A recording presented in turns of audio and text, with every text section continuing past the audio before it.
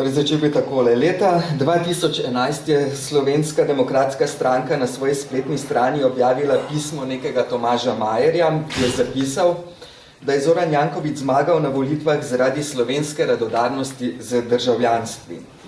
Novi državljani naj bi v skupinah prihajali na volišča v blokovskih naseljih in imeli ime pravega kandidata zapisano na rokah. Prepoznani so bili tudi po tujem naglasu in pa trenirkah. Če prav razumemo avtorja, naj bi neslovenci ukradli volitve Slovencem, zaradi česar so nekatere državne institucije in številni posamezniki in posameznice v zapisu prepoznali sovražni govor.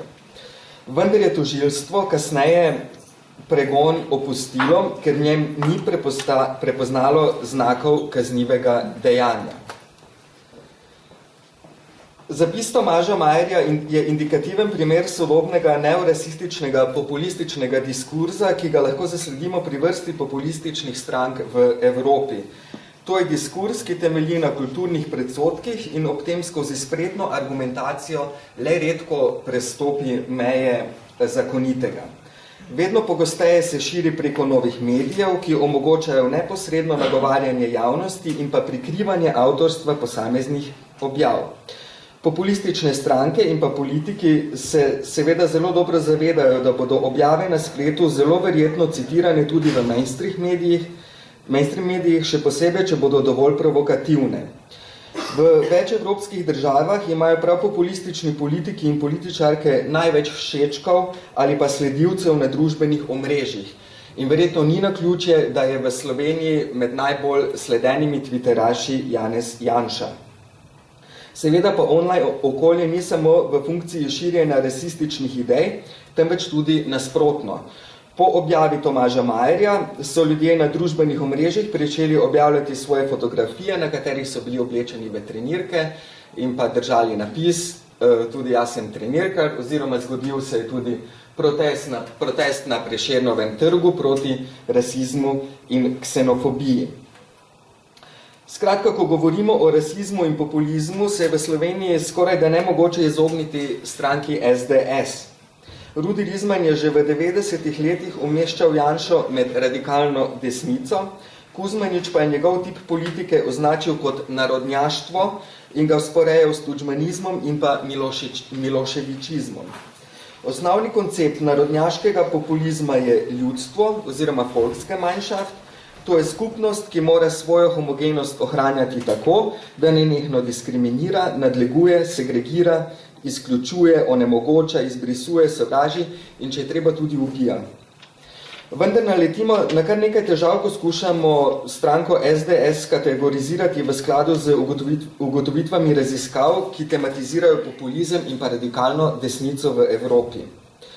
V slovenskem političnem prostoru se SDS umešča med desno-sredinske stranke. Strankine prisotnosti v političnem prostoru tudi nikoli ni spremljal nek veliki pok, recimo kot v primeru Le Pena v Franciji, Pima Fortuna na Nizozemskem, Haiderja v Avstriji, Orbana na Madžarskem, koalicije Kačinski na Poljskem, recimo. Stranka je na slovenski politični sceni prisotna vse od začetka od države in je sodelovala v 4 vladah, od katerih je 2 vodila, kar jo še bolj umešča v politični mainstream. Zelo zanimiva je tudi zgodovina stranke, ki je nastala kot socialdemokratska, kasneje si je v 90-ih stranka prizadevala tudi za članitev v socialistično internacionalo in šele leta 2003 izbrisala social iz svojega imena. Še danes stranka uporablja ime, ki je bolj značilno za levo usmerjene stranke. Ampak prav to poigravanje z ideološkimi označevalci je ena od značilnosti skrajno desnih populističnih strank po Evropi. Čeprav največkrat izražajo averzijo do leve ideologije, se hkrati same le redko ideološko pozicionirajo. Njihova politika naj bi izhajala namreč neposredno iz ljudi samih, iz zdravega razuma, zdrave kmečke logike in podobno. Če pogledamo vse premike in preobrate stranke SDS, pa se lahko seveda tudi vprašamo, ali ni prav populizem tista vezivna ideologija stranke. V nadaljevanju bom predstavil diskurs stranke SDS, kakor smo ga zaznali v online okolju. Metodološko smo pristopali podobno, kot je prej predstavil Roman, tako da tega posebej ne bom predstavljal, pač same metodologije. Torej, izbrali smo 13 tekstov stranke SDS, ki jih je objavila na spletu in znotraj njih določali okvire na strani diagnoze in pa prognoze. Na levi strani vidite okvire, ki smo jih identificirali kot diagnozo in pa v oklepajih se tudi številke, kolikokrat se posamezni okvir pojavlja in pa potem odgovore oziroma rešitve na te okvirje. Vidite, da smo tudi nekatere okvire grupirali skupaj, recimo, ker pač nastopajo povezano v tekstih. Naprimer, grožnja levice je predstavljena povezano z grožnjo imigracij ali pa imigrantov, ki so pač predstavljeni kot kolaboranti levice in pa seveda mainstream mediji, ki naj bi tudi kolaborirali z levico. Zdaj, podobno kot pri drugih analiziranih strankah po Evropi, je tudi populistični diskurs stranke SDS pravzaprav izhaja iz groženj. Vidite, skoraj vsi okviri, ki so našteti na levi strani, so predstavljeni kot grožnja. Grožnjo torej predstavljajo nekatere ideologije, predvsem leva in pa socializem, mainstream mediji in elite, kakor tudi migranti, muslimani in pa homoseksualci. Zdaj, če bi pogledali ta diskurs na ravni vseh držav, kjer smo to raziskavo izvajali, tukaj ni nekega bistvenega odstopanja, razen seveda, da v številu oziroma v prisotnosti posameznih oziroma moči posameznih okvirov v diskurzu različnih strank. Evropska unija, na primer, za SDS ne predstavlja grožnje. Na tem področju lahko rečemo, da se stranka razlikuje od drugih podobnih populističnih strank v Evropi. Ne moremo sicer po avtomatizmu trditi, da bi bile populistične ali pa radikalno desne stranke proti Evropski uniji, predstavljajo si jo bolj kot neko zvezo narodov, zvezo domovin, očetnjav in podobne termine lahko najdemo.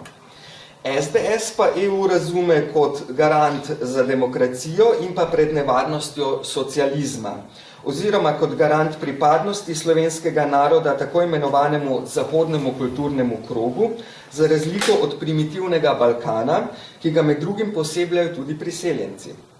Takšno na rasizmu utemeljeno razumevanje evropeizacije v Sloveniji ni lastno samo stranki SDS, temveč je vtkano v sam nastanek naše države in pa prisotno pri večini političnih strank.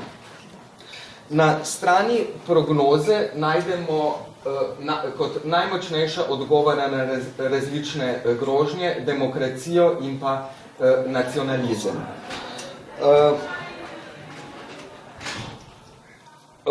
Torej, nacionalizem sicer stranka predstavlja sama po sebi kot patriotizem. Posebej zanimiv pa je za nas seveda okvir demokracije, o tem je nekaj spregovorila v začetku tudi Mojca.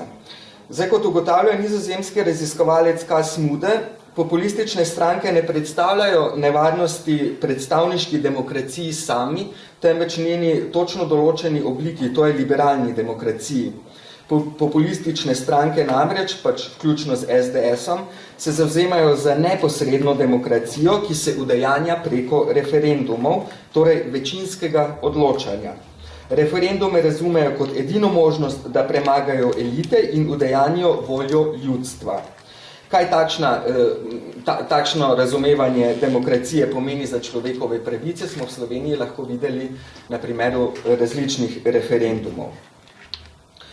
Zdaj, v diskurzu SDS so leva ideologija, elite in pa državne institucije skupaj z migranti izbrisanimi geji, lezbikami, samskimi ženskami, muslimani in pa Romi konstruirani kot esencialno drugačni od slovenske identitete. predstavljeni so kot grožnja prihodnosti slovenskega naroda, vendar ne zaradi verske, etnične ali nacionalne pripadnosti ali pa na primer spolne usmeritve, temveč zaradi svoje kulture, vrednot ali pa življenjskega stila. Pri tem v primeru SDS ni meja med ljudstvom, narodom, stranko in pa njenim voditeljem. Vse ogrožajo iste skupine sovražnikov in vsi so del istega homogenega telesa. Z nenehnim poustvarjanjem sovražnikov, njihovo identifikacijo in pa izločevanjem, pa stranka sebe in slovenski narod ne poustvarja le kot brezčasno žrtev, temveč tudi kot brezčasnega heroja v boju proti drugim. Zato lahko diskurs SDS imenujemo diskurs žrtve in heroja. Njegova temeljna strategija pa je poustvarjanje drugega, ki je pogosto tudi rasistično. Evo, tole sem pripravil jaz. Hvala.